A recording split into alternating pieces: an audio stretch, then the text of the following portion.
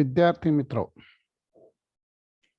इस तासिका के अंतर्गत हम लोग आधुनिक हिंदी कविता बीए द्वितीय वर्ष ऐच्छिक हिंदी प्रश्न पत्र 7 के अंतर्गत की तीसरी कविता भाषा की रात सुदामा पांडे धूमिल जी की जो है उसका शेष भाग देखने जा रहे हैं। इससे पूर्व के भाग के अंतर्गत हमने भाषा की रात सुदामा पांडे रचित इस कविता को प्रारंभ किया। उसके पूर्व हमने सुदामा पांडे जी का स्थूल परिचय देखा। परिचय के पश्चात भाषा की रात के अंतर्गत जो है तो एक बड़े हिस्से को कविता के देखने के पश्चात हमने विराम दिया था। अब मित्रों, भाषा की रात सुदामा पांडे धूमिल जी की इस कविता के शेष भाग को मैं आप लोगों के सम्मुख रख रहा हूँ। सिंहावलोकन के स्वरूप में पिछली जो है तो भाषा की रात की काव्य पंक्तियों को कुछ आप लोगों के सम्मुख रखते हुए हम आगे की ओर बढ़ने वाले हैं। तो हमने देखा था मित्रों कि किस प्रकार से भाषा की रात इस सुदामा पांडे की दीर्घ लंबी कविता के अंतर्गत 70 के दशक में जो विवादित उठे हुए भाषा स्वरूपी आंदोलन को चित्रित करने का हमने प्रयास किया था और स्वयं जैसे हाथी के दांत बताने एक और खाने एक होते हैं, उसी प्रकार से राजनीतिक लोगों ने बजट की ओर से आम जन की, सामान्य जनता की नजर हटाकर भाषा आंदोलन की ओर उन्हें अग्रसर कराया था। इतना ही नहीं तो किस तरह से अपना जो है तो उल्लू सीधा करने का प्रयास किया हुआ था। लेखक ने जो है तो पहले भाग के अंतर्गत की अंतिम पंक्तियों के माध्यम से हमें जो है तो ये बात बतलाई थी। उसे फिर से मैं एक बार आप लोगों के सम्मुख रखते हुए आगे बढ़ने का प्रयास कर रहा हूँ। उनकी बनियानों के नीचे छिपी हुई खूनी कटार इस बार फिर परोपकारी कलम में तब्दील हो गई है और लो लिपियों के आधे कोराम में देखते ही देखते एक परिचित चेहरा किसी तत्सम शब्द की तरह अपरिचित हो गया है। तो लगभग यहाँ तक का भाग हमने भाषा की रात का इससे पूर्व के भाग में देखा था। अब हम जो है उसके आगे का जो भाग है उसे यहाँ पर देखने जा रहे हैं। तो उसके आगे के कविता का, काव्य का प्रारंभ में हम पठन करेंगे, फिर उसके ऊपर जो है तो आपको क्या है विस्तार से चर्चा करते हुए आगे बढ़ने का कार्य करेंगे। तो मित्रों देख लीजिए, उसके आगे की जो कविता है उसका वाचन मैं कर रहा हूँ, आप इसकी तरफ तवज्जो दीजिए। देख लीजिए। एक तारा टूटा है उत्तर से दक्षिण की ओर, रोशनी की भीगती हुई गूंज के सिरे से छूट कर गिरा है। लुंड मुंड छींकता हुआ आसमान जैसे आत्महत्या की कोशिश करता हुआ आदमी रस्सी टूटने से जमीन पर गिरा है। शहर दूसरे शहर की अफवाहों में घिरा है। बख्तरबंद गाड़ियों का दस्ता तुम्हारी बगल से अभी अभी गुजरा है। तीन मुंहों वाली एक खौफनाक परछाई तुम्हारे सामने टांग पसार कर बेझिझक लेट गई है। यह भाषा की रात नंगी और ठंडी और काली, तीन मुंह वाली ये भाषा की रात है। देख लीजिए लेखक भाषा की रात के अंतर्गत हमें दिखाई देता है कि 3 मूवी रात बतला रहा है। वो कैसी कैसी है, कौन सी है? तो पहले वो नंगी है, फिर ठंडी है, फिर वो क्या है, काली है। 3 मुंह वाली ये भाषा की रात है। तुम्हारी ऊप का चेहरा पहनकर हत्यारों ने फिर उसी जुबान में बोलना शुरू किया है जिसमें तुम्हारे बचपन की लोरियों की गंध है, और जो तुम्हारे बेहद पसंद है उसके भीतर लाल फीतों वाली मौका परस्त बौनी भलमानस दोबारा जागी है। देख लीजिए, इन काव्य पंक्तियों को हमने देखा तो भाषा की रात के अंतर्गत का कवि ने जो भाव प्रकट किया हुआ है उसे समझने में हमें क्या है, बड़ी आसानी होने वाली है। मैं प्रारंभ की जो है तो तकरीबन मैंने इस भाग में जो है ढेर सारी काव्य पंक्तियां छंदों को देखा है। उसमें से प्रारंभ के छंद को पुनः दोहराते हुए मैं इसका विवरण जो है तो भाषा के रात का अपने शब्दों में आप लोगों के सम्मुख रखने जा रहा हूं। फिर से एक बार। एक तारा टूटा है उत्तर से दक्षिण की ओर, रोशनी की भीगती हुई गूंज के सिरे से छुटकर गिरा है लुंड मुंड चीखता हुआ आसमां। इन पंक्तियों से हम इस भाग की ओर क्या है, बढ़ रहे हैं। तारे के टूटने से वो रोशनी गायब हो गई। फिर तो अंधकार में चीख और चिल्लाहट ही क्या शेष रही। रोशनी देने वाला तो रात में संभल होता है। जब वो ही नहीं रहा तो राह कौन दिखाएगा? उसको टूटने का, आत्महत्या करते आदमी की रस्सी टूटने और जमीन पर गिरने से तुलना करना गहरे और खुले अर्थ का क्या है, सूचक है। जिस तारे अर्थात सोच से भाषा आंदोलन के साथ एक नई रोशनी देने का प्रयास किया, वो स्वयं धाराशायी हो गया। फिर तो आंदोलन दिशाहीन हो गया। परिणाम क्या हुआ? भाषाई नफरत की आग फैलती गई। उसके प्रभाव में शहर के शहर आते गए। अफवाहों का बाजार गर्म हुआ। माहौल अशांत और भयावह हो गया।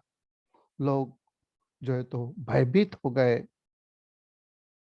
तुम्हें इसी संदर्भ में 3 मुंह वाली खौफनाक परछाई का जिक्र करते हैं, जो कि अभी अभी हमने जो है तो काव्य पठन में देखा, और उसके ऊपर मैंने पढ़ते पढ़ते आपको जो है तो क्या है, संकेत भी दिया और कहा भी कि कैसी है 3 मुंह वाली। एक नंगी, दूसरी ठंडी और तीसरी काली। 3 मुंह वाली ये क्या है, भाषा की रात है। तो उसका वे जिक्र करते हैं। और जिस तरह हमें दिखाई देता है कि यहाँ पर उन्होंने उसका आंदोलनकारी रोशनी देने वालों का जो है तो क्या है, प्रयास धाराशायी हुआ हमारे सम्मुख रखा है। उसी प्रकार धूमिल ने इसी संदर्भ में 3 मुंह वाली खौफनाक परछाई का जिक्र भी किया है, जो बेझिझक टांग फैलाकर जनता के सामने लेट गई है। खौफ तो जनता को झेलना पड़ता है और आंदोलन का खामियाजा भी उसी को भोगना पड़ता है। ऐसे समय में उनको उकसाने वाले कहीं दिखते नहीं। उनकी मात्र छायाएं होती है, जिसके मुख्य 3 उद्देश्य होते हैं। एक, जनता का ध्यान भूख से हटाना। देख लीजिए, जो भूखमरी के उसके उसके शिकार हो रहे, जो है तो चेतित होकर जो है तो क्या है, सरकार के उनके खिलाफ जो है तो रास्ते पे उतरने के लिए मजबूर है। ऐसे भूखों का ध्यान हटाना।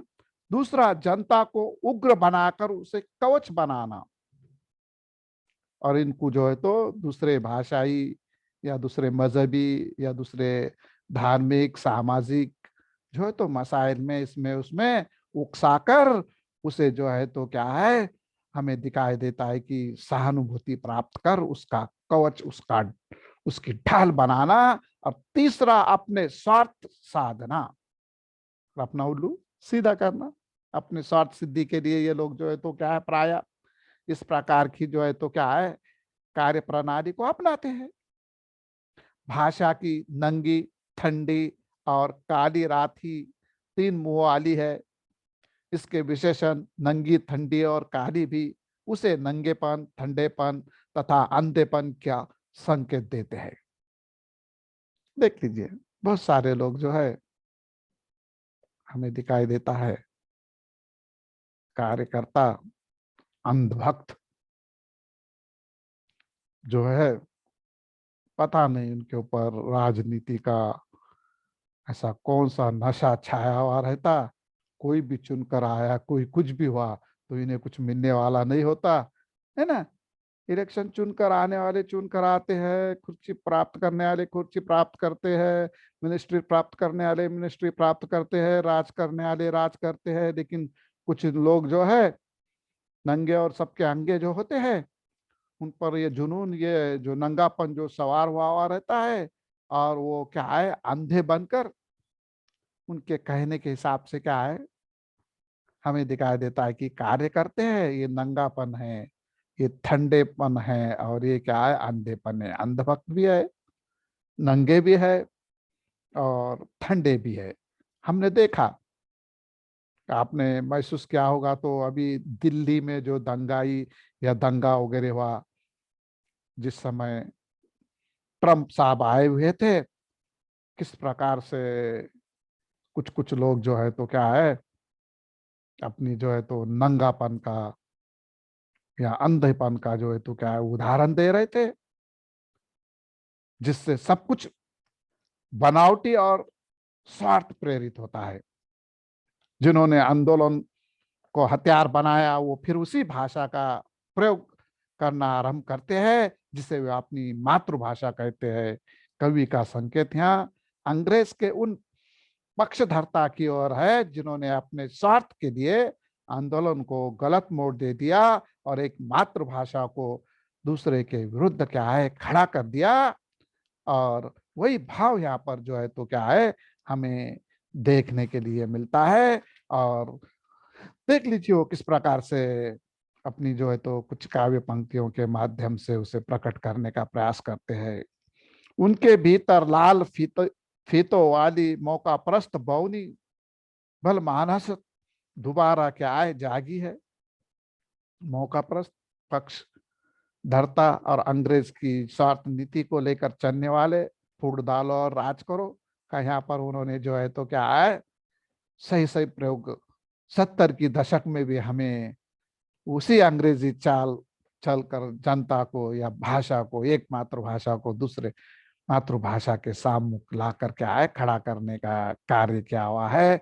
और फिर से वो क्या है, बौनी भलमानस यहाँ पर दोबारा जागी हुई लेकर कहता है। और उनके भीतर जो लाल फीतों वाले मौका प्रस्त है, ये जो है तो इसका क्या है लाभ ले रहे हैं। आगे देख लीजिए, उनकी सहानुभूति तुम्हारे पसीने की बदबू से मेल खाने लगी है। यानी कि उन्होंने मान लिया है कि जो बीमार है उसे रोशनी में नंगा होने का पूरा अधिकार है। उन्होंने सुरक्षित कर दिया है तुम्हारे संतोष के लिए पड़ोसी देश की भूखमरी के किस्से, तुम्हारे गुस्से के लिए अखबार का 8वां कॉलम, और तुम्हारी उब के लिए वैष्णव जन तो तेने कहिए कि नाम की धुन। गरज यह है कि तुम्हें पूरा जाम करने का पूरा इंतजाम है, जहां चीजें तुम्हारी शिनाख्त के अभाव में अपनी असलियत क्या है खो रही है। वहां मादरी जुबान में देश का चमकता हुआ नाम है। मादरी जुबान, मातृभाषा। लेकिन तुम अपने आप में डूबे हुए चुपचाप खड़े हो, किताब में छपे पेड़ की तरह मौसम से बेखबर, और मैं तुम्हें वक्त में वापस खींच लाने की कोशिश में लगा हूं।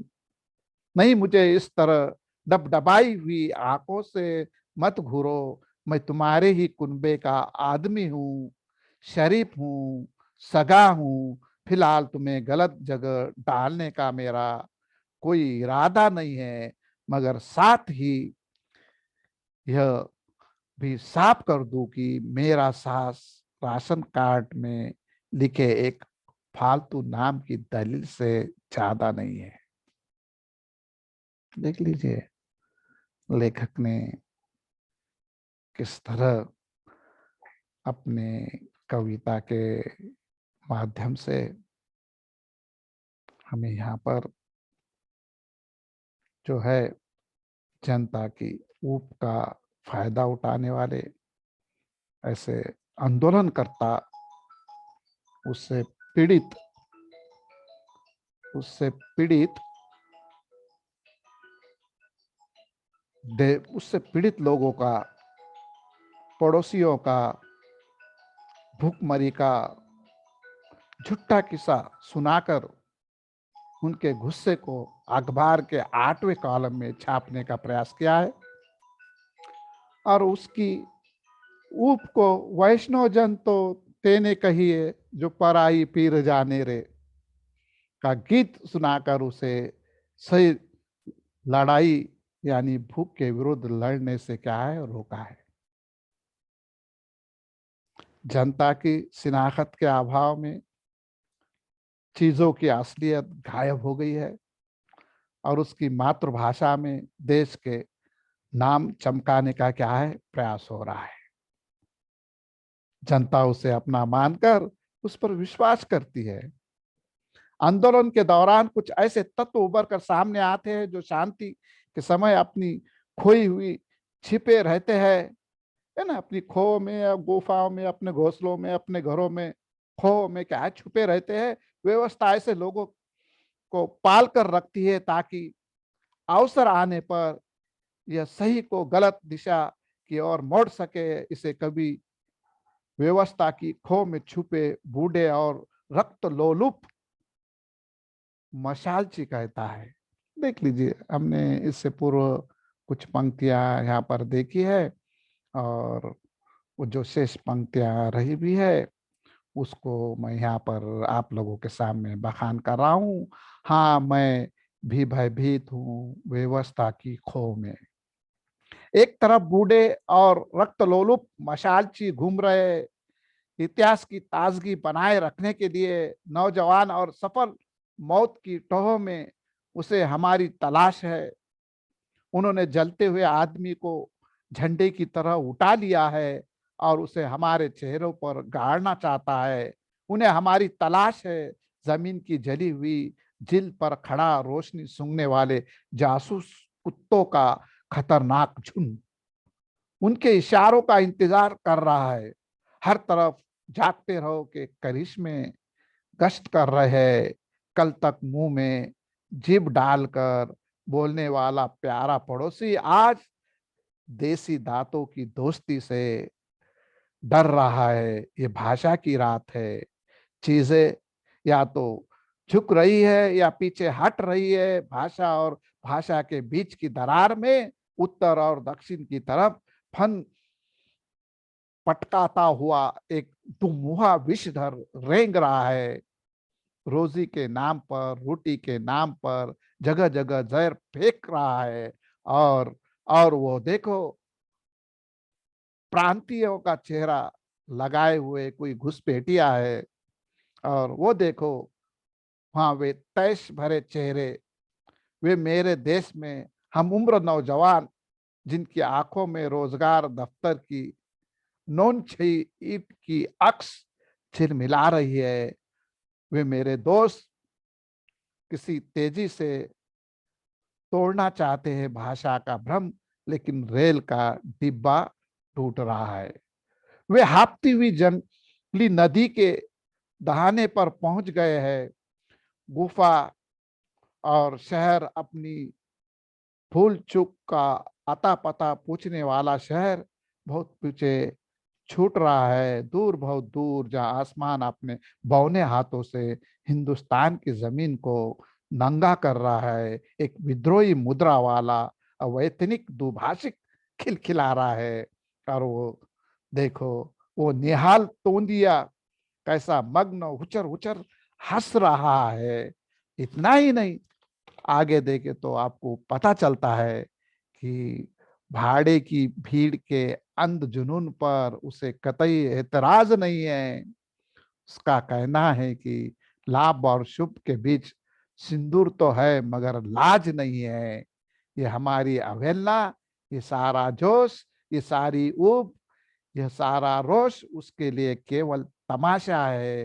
बिना किसी शोभ के उसके अपने तख्तियों के अक्षर बदल दिए है, क्योंकि बनिए की भाषा तो सहमति की भाषा है।